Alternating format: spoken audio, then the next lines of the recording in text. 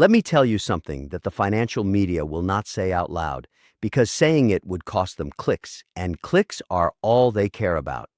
NVIDIA is not the trade anymore. I know that's uncomfortable to hear. I know some of you bought it at $200 and watched it go to $900 and you feel like a genius. Good for you, genuinely.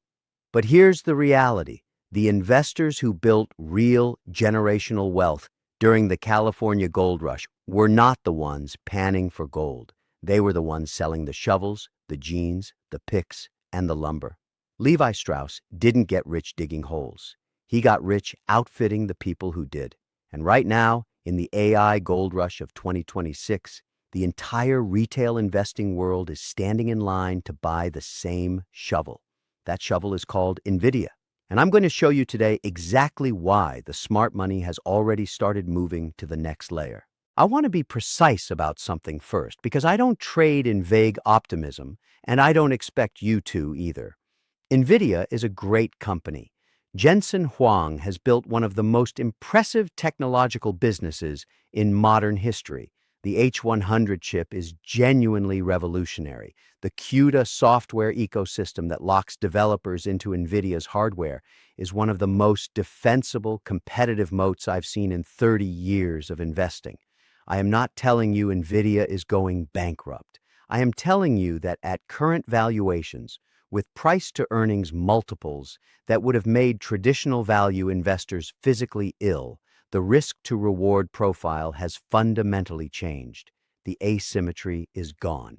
When every pension fund, every retail investor, every ETF, and every hedge fund is already positioned in a stock, the question you must ask is not whether it's a good company. The question is, who is left to buy it at a higher price? And that question, right now, does not have a comfortable answer. So where does the smart money go? Let me walk you through the framework I use, because I do not make investment decisions based on themes or stories. I make them based on supply chains, cash flows, and structural necessity. When I look at the AI ecosystem end to end, I see three distinct layers where capital is being deployed at scale: the energy and infrastructure layer, the custom silicon layer, and the software and deployment layer.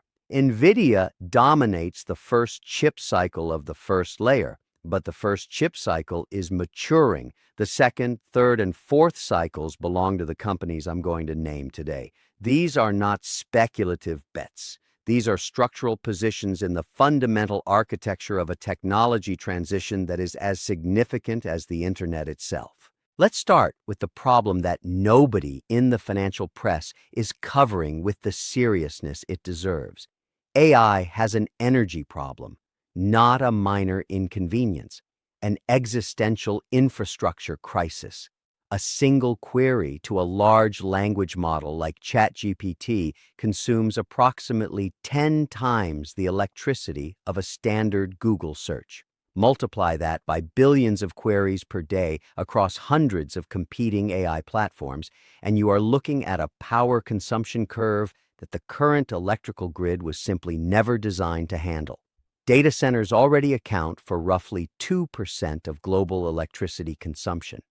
By 2030, credible estimates from the International Energy Agency put that figure at 4% to 6%, and those estimates were made before the acceleration of generative AI deployment that we saw through 2024 and 2025.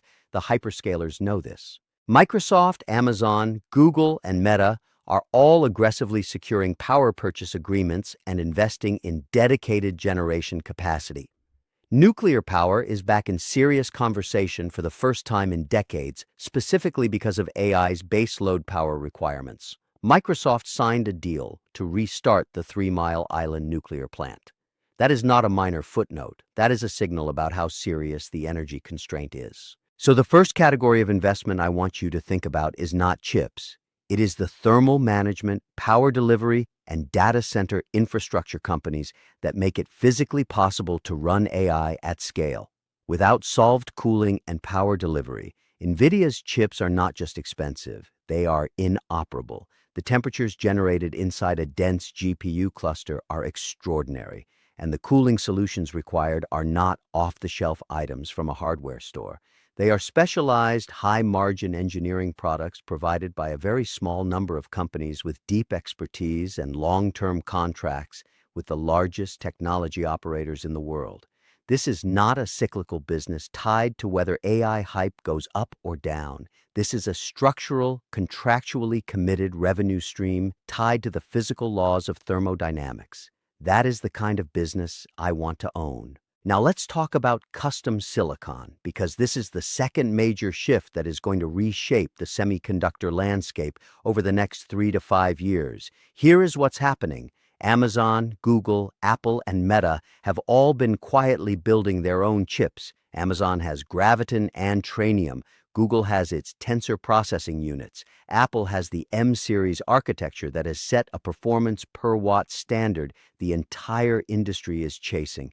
These are not hobby projects. These are billion-dollar programs designed to reduce dependence on NVIDIA and to optimize silicon specifically for each company's workload.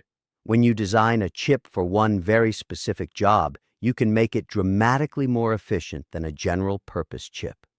That efficiency translates directly to lower operating costs, lower power consumption, and better margins. The companies that don't have the resources or the expertise to build chip design teams from scratch are turning to custom ASIC designers. ASIC stands for Application-Specific Integrated Circuit, and the firms that specialize in designing these chips for large corporate clients are sitting in an extraordinarily valuable position. Broadcom is the most prominent public name in this space, and their custom silicon revenue has been growing at rates that would make most technology companies envious. This is not a company that is threatened by NVIDIA. It is a company that is quietly eating a portion of NVIDIA's future market share, one corporate client at a time. Let me now address the third category, because this is where I think the most asymmetric opportunity exists and also where I see the most investor confusion. The hardware is not the final product. I cannot stress this enough. The hardware is the plumbing. The final product is what the plumbing enables. In the enterprise AI deployment cycle, the single most critical bottleneck is not compute power. It is the ability to take raw AI capability and translate it into actionable intelligence within the specific operational context of a large organization. The United States military has petabytes of data. Fortune 500 companies have decades of proprietary operational data. That data is worth nothing if the people and systems that need to act on it cannot access it, query it, and trust it. The company that has built the infrastructure to solve exactly that problem, the one that has contracts with the Department of Defense, the intelligence community, and the largest financial institutions in the world, and the one that has consistently been underestimated by retail investors who see it as a buzzword stock rather than a serious enterprise software business, is Palantir. I said it plainly. Palantir's Gotham and Foundry platforms and their newer AIP product are not science experiments. They are production-deployed systems that organizations with genuinely existential stakes, governments, and large banks rely on for operational decisions. That is the definition of mission-critical software. Mission-critical software has pricing power. Mission-critical software has retention rates that approach 100%. And mission-critical software, once embedded deep enough into an organization's decision-making infrastructure, becomes extraordinarily difficult to remove. Now I want to do something that distinguishes serious investors from tourists, and that is talk about valuation. Because none of what I just said matters if you pay the wrong price. The most common mistake I see in technology investing is conflating a great company with a great investment. These are not the same thing. Cisco was a great company in 1999. Investors who bought it at the peak of the dot-com bubble waited over 20 years to break even. Great company, terrible investment at that price. So let's be disciplined. For infrastructure plays in the power and cooling space, I want to see revenue growth that is contractually supported, not dependent on a continued acceleration of AI spending that is itself uncertain. I want balance sheets with manageable debt and positive free cash flow, or a credible path to it within 2 years. For Broadcom, The numbers are already there. Their forward guidance has been consistently conservative and consistently beaten. Their dividend history alone signals management discipline, which is something I never take for granted in the technology sector. For Palantir, the valuation conversation is more nuanced. The price-to-sales ratio has expanded significantly as institutional ownership has increased, and I would not be chasing this stock at any price. I watch for pullbacks to define support levels, and I size positions accordingly. The story is correct. The entry point matters. Here is what I want you to take away from this conversation, because I have been in this business long enough to watch multiple technology cycles complete themselves from hype to consolidation to structural dominance. The AI cycle is not going to be different in its structure, even though the technology itself is genuinely transformative. The early phase rewards the most visible, most obvious hardware play. That was NVIDIA. The middle phase rewards the infrastructure companies that make the technology operational at scale. That is where we are right now. The late phase rewards the software and deployment companies that monetize the installed base of infrastructure. We are entering that phase simultaneously. The investors who win the full cycle are not the ones who made the most money in phase one. They are the ones who correctly identified the transition points and repositioned their capital before the crowd arrived. The crowd is still arriving at NVIDIA. The transition has already started. Stop being a tourist in the market. A tourist looks at the skyline and says, "It's beautiful." An investor looks at the skyline and asks who owns the buildings, who supplies the electricity, and who manages the tenant contracts. That is the difference between a photograph and a portfolio. I am not interested in beautiful stories. I am interested in durable cash flows, structural moats, and management teams that have demonstrated they can execute under pressure.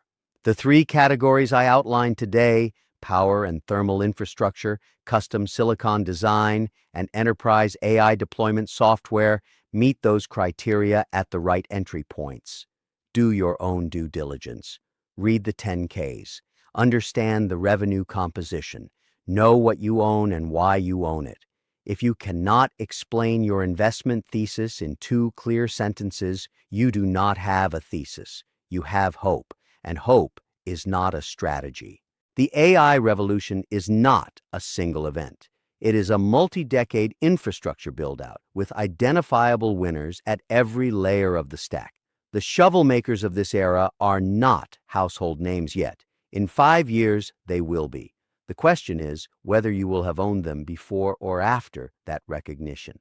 Tell me in the comments what you're holding. Tell me if you're still all in on NVIDIA or if you started thinking about the next layer. If you want the full breakdown of my 2026 technology portfolio positioning, including specific entry zones and position sizing methodology, check the link in the description. Subscribe to InvestIQ Global. We do not chase trends here. We analyze structures, and we invest in the future intelligently.